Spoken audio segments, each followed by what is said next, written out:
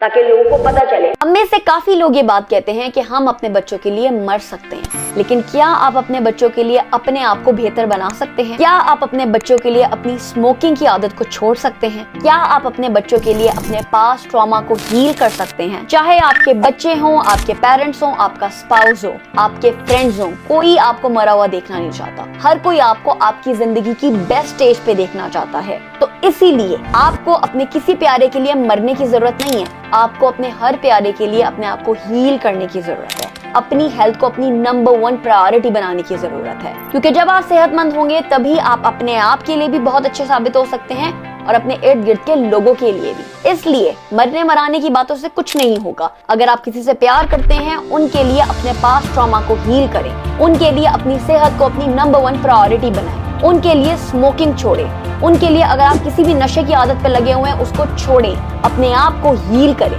क्योंकि आपके प्यारे आपको बहुत अच्छी स्टेज पे देखना चाहते हैं और वो ये डिजर्व भी करते हैं। इस वीडियो को सिर्फ अपने हद तक महदूद मत रखें, इसे और लोगों के साथ भी शेयर करें ताकि लोगों को पता चले अपने प्यारों के लिए मरना नहीं बल्कि उनके लिए अच्छे बन के जीना इंपॉर्टेंट है।